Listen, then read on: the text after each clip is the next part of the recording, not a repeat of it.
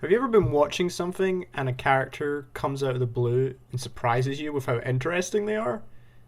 Sometimes even to the point of taking focus away from the protagonist. And then you're like, man, I want to know more about this person. I'm honestly not 100% why, but I will irrationally latch on to these guys. Maybe it's when the main protagonist isn't doing it for me, or maybe it's ADHD, who knows. In the movie Good Time, a couple of brothers organize a bank robbery. The younger brother has severe autism, and needless to say, the stress of the situation gets to him. He falls through a glass door, running from the cops, and ends up in jail. This begins a spiral of bad luck for the older brother, and as he bounces from misfortune to misfortune, he ends up in a house in the Bronx with a bandaged up man who he thought he was his brother. But it is in fact just a stranger. For the purpose of this video, I'll be calling this character Joey Spaghetti because this dude is top tier for me, and I don't know if he gets a name. But he ends up going on this crazy adventure with Joey Spaghetti, who has like a bottle of acid that he's planning to sell later on in the movie, and that comes as like the second wave of like optimism for the older brother because he didn't know what he was going to do. And then Joey Spaghetti comes along. At first he thinks it's a mistake, but actually gives him an out. And then it gets worse after that. In Shawshank Redemption, you got my man Brooks and his adorable pet bird Jake. Even if he did some wrong stuff, he works in the prison library now, and I love him to bits. Probably the most tragic moment in the film for me, and the sweetest little old man. You may disagree, and that's fine. He's probably done some messed up stuff. He feels more than redeemed to me, though.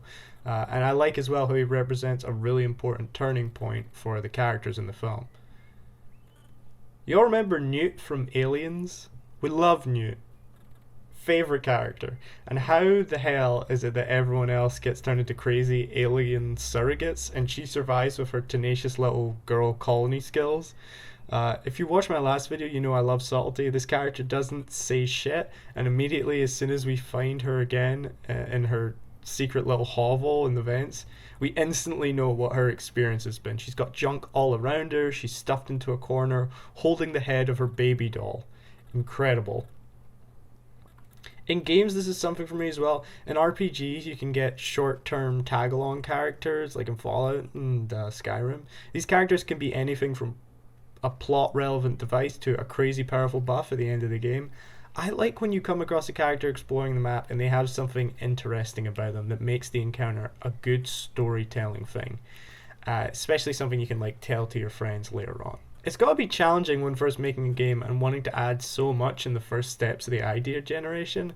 I always really appreciate the attention to detail though. I love games that make effort to make every character in their world feel a little bit alive.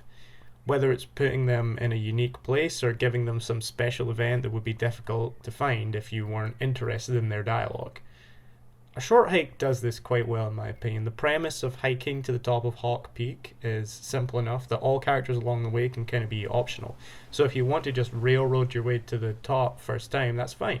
However, if you do go searching for people, you can collect golden feathers that let you fly higher when you're jumping. So there's a little bit of a reward for being interesting. The plot is still satisfying, however, even without meandering off the road you set out for. In later Alligator, the game revolves around finding clues by playing mini-games, so progressing in the game is the same as learning more about the big Alligator family. And each interaction is creative and interesting from the very beginning. And the game is on a time sink, so you're encouraged to play multiple times to find new characters and new mini-games. All in all, I know I'm not the only one who loves when a character surprises you with their personality, and I'm always on the lookout for games that embrace characters that are strange or difficult to find for the average player. One day, I'd like to make something where I can create my very own Joey Spaghetti.